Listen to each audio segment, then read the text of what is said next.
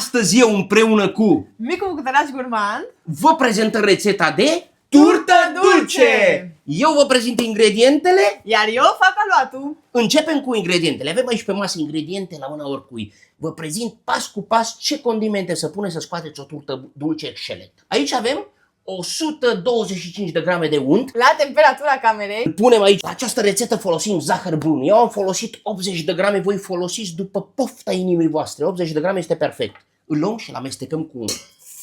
Micul Bucătăraș Gurmand, cu mâna bine spălată, formează aluatul. Tati zice că o mână spălată face mai mult decât 1000 de mănuși. Când zahărul cu untul s-au amestecat bine, adăugăm un ou. Și vă spun, tu amestecă bine, vă spun aici, nu aveți nevoie să adăugați un gălbenuș, un ou întreg. Și un mic secret ce vă dă Sebi aici. Toate condimentele adăugați-le aici cu grăsimea. Astfel amplificăm gustul de condimente. Avem o linguriță de scorțișoară. O adăugăm. Aici avem între 10-15 cuișoare, depinde cât sunt de mari. Le-am luat, le-am pisat după cum vedeți și le adăugăm. Aici dăm gust acestei rețete. Aici avem 10 grame de ghimbir proaspăt ras. Dacă nu, o linguriță de praf de ghimbir. Îl adăugăm aici. Între timp ce micul bucătăraș le amestecă bine, eu vă spun. Aici avem nevoie de puțin lichid. Eu am pus sucul la o mandarină, aproximativ 50 de mililitri de suc de portocale sau dacă nu puteți folosi puțină apă. Îl adăugăm. Între timp ce micul Bucătăraș Gurmand a luat o lingură și amestecă, vă spun. Punem o linguriță aproximativ esență de vanilie. Sarea, foarte importantă. Un sfert de linguriță de sare. Un ingredient pe care eu îl consider opțional la această rețetă este praful de copt sau bicarbonatul. Dacă vreți să folosiți câtă sare a spus, atât bicarbonat puneți. Un sfert de linguriță. Se poate și cu bicarbonat și fără bicarbonat. Prietenii mei gurmanzi, eu vă învăț adevărul. Acum folosim miere din trestie de zahăr. În cazul meu este o melasă, puteți să folosiți melasă de struguri sau miere de albine. Aproximativ 3 linguri, depinde cât este de moale. Eu am folosit 2 linguri pline. Adăugăm făina câte puțin. Gata, am adăugat-o pe tată și acum tăticul cu mâna bine curată. Ați văzut mișcare, nu? Să schimbă mâna frumos și o mână mereu curată. Ia arată-le o mână, tati. Arată-le la micii bucătărași gurmanzi. Așa se lucrează. Deci, în rețetele noastre învățăm pe cei mici cât de cât să prindă dragostea de bucătărie. Dacă e nevoie la sfârșit, după ce s-a curățat bine pe mâini micul Bucătăraș Gurmand, așa tati, acum ne spălăm mânuțele, ce trebuie să facem? Vedeți cum a ieșit? Iese un aluat moale.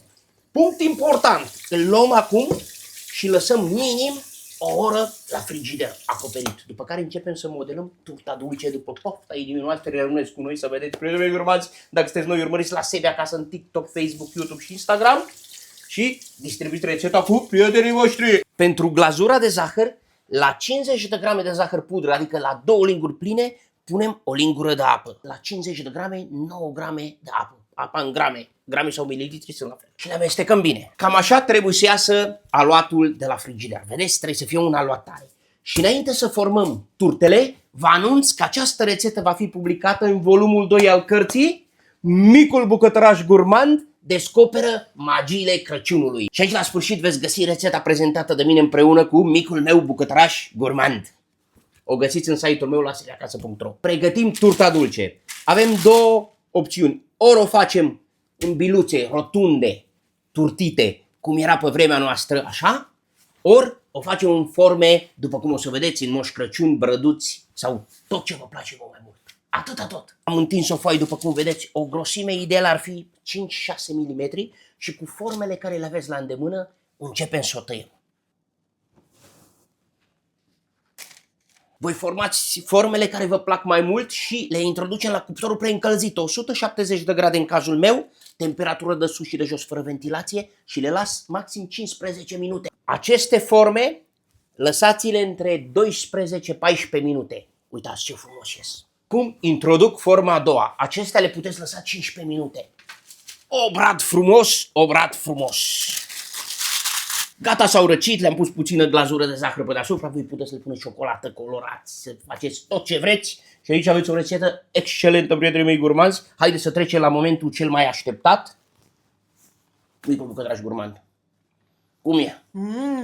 Foarte bun. Distribuiți rețeta cu prietenii voștri, bucurați-vă de ea și pregătiți-o împreună cu micul vostru Bucătăraș Gurmand. În orice casă există un mic Bucătăraș Gurmand. Bye, bye! Bye! Tati rupe una să vadă prietenii mei gurmanzi cum ai ieșit înăuntru.